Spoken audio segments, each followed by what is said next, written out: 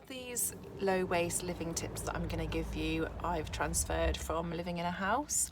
So I just want to show you how it is possible to live a low waste and eco-friendly lifestyle from a van. So some of them you might already do, but hopefully there will be one or two that inspire you to try something new. I think that there is some perception of that low waste living you need to have loads of space, like loads of different bottles to refill things, or loads of ingredients to make your own products, or lots of little soap dishes to put all your soaps on. You can do it that way, of course, but you can also strip it back and do it in a much more minimalist way, and I hope that that's what you'll see from these tips. So let's get started. The first tip is to buy things in glass where you can. This is my number 10 tip because it can sometimes be a little bit more expensive to buy things in glass, but if you can afford it, then you should definitely do that. The reason is because glass can be recycled endlessly, so it's a much better material to use. Whereas plastic can only be recycled a couple of times, depending on the type of plastic, only once.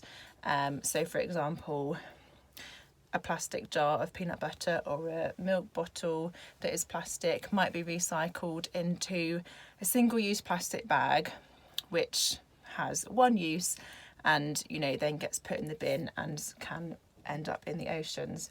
So we buy our peanut butter, our oil and our mayonnaise and our honey in glass jars. In this basket is my number 9 tip, which you can't really see, so let me explain. In this basket I keep handkerchiefs. I'm running quite low because I've been a bit ill, so I've been using a lot of handkerchiefs. They're actually sort of handkerchiefs that I found in my granny's house when I was helping to clear that out, or you can just use bits of like offcuts of fabric if you're a maker. So I use these for blowing my nose, obviously, instead of tissues, because tissues you obviously throw away, it takes up space in the bin, in landfill, whereas handkerchiefs you can wash and reuse. So I do that for my tissue option. Tip number 8 is to reuse all of those containers that you buy things in, especially if they're plastic and you can't avoid the plastic. So for example, this is a yogurt pot and I make overnight oats for mainly Chinaka's breakfast, so that he can quickly eat it before he goes out to work. So that's a really good one.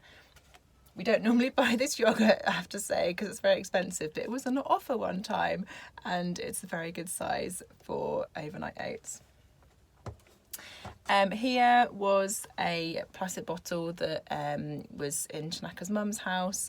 So I've taken this to a refill shop, which is another one of our points later on, and I've refilled it with oil. Here is a jar that used to be a jam jar, and again in a refill shop I took this going prepared, and I've got some loose rooibos tea in this. And of course everybody does this, but we put leftovers in Tupperware. This is a packed lunch for when Chinaka goes to work, so reusing Tupperware, the possibilities are endless for that one. For number 7, we are going into the fridge to show you that we buy plastic-free vegetables and fruit wherever we can. And this obviously depends on the supermarket you go to. For example, I find that Aldi doesn't do any loose fruit or veg, so I don't shop there, even though it's cheaper.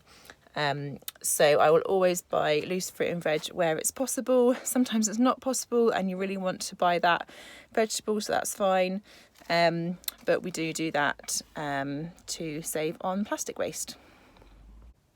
Number 6 is about the bathroom, and we use bar soap to clean ourselves, which you might think, oh, that's a bit messy for a van, like where do you keep it? So we have this cupboard thing in our bathroom, so it stays there and it really doesn't get messy at all. But if we're ever like going, I don't know, going for a public shower, which we don't ever do, we just keep it in this Philadelphia tub. Again, reusing Tupperware, and the soap fits really nicely in there. We also have a soap bar option for our washing up. We've got this Marseille Soap, which again I keep in a yogurt pot. So you can just put your brush on there when you wash your dishes. And it's an all-purpose soap actually, so you can use it to clean your surfaces, use it to make your own like laundry liquid soap if you wanted to. So we really love that as an option as well, with no plastic. So those are my first 5 tips, guys, for living a low waste lifestyle and more planet friendly. Look out for my top 5 in an upcoming video, so please subscribe. It's totally free to do that, and then you won't miss out on that next video. Have a great day wherever you are, and take care.